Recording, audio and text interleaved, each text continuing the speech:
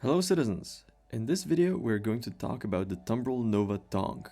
Before we begin, if you like this video, consider sacrificing a like to the YouTube algorithm or join my Discord server or stop by my stream. There's a lot of good to be said about the Tonk. Visually, the design is amazing, as always, inside and out. Inside, you will find 3 crew seats, driver, passenger and gunner. The interior also features a small weapon rack for crew weapons. In terms of seat usage, the driver controls the vehicle but can also control the main gun while driving. The passenger controls the small turret on top and the gunner controls the main gun. This means that theoretically you would only need a driver and a passenger to fully control the Tonk.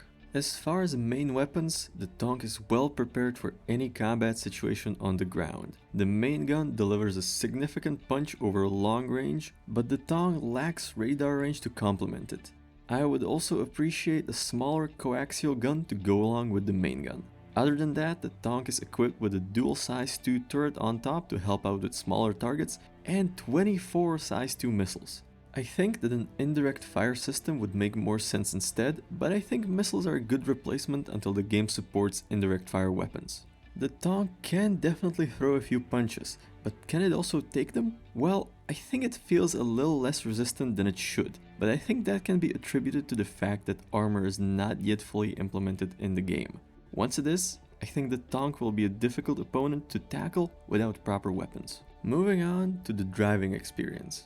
The Tonk drives really well, actually almost feels like driving a Cyclone. It has a little more drift than a tank should have, but that doesn't make it any less fun. As far as transporting the Tonk, you only really have one option, which is the Hercules. So make sure to include that in your planning if you want to use the Tonk away from a vehicle spawn.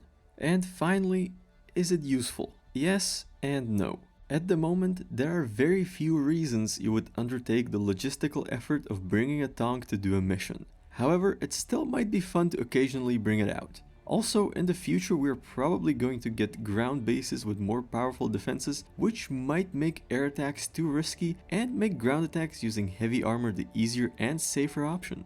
Overall, the Tonk is well designed and a lot of fun, and I will definitely try to pick one up in-game once it becomes available in the next major patch. With that being said, that's it for the review. Feel free to tell me what you think about the Tonk in the comments, and if you liked my review, consider subscribing for more content. Drive safe, go drift with some tanks, and I will see you in the verse.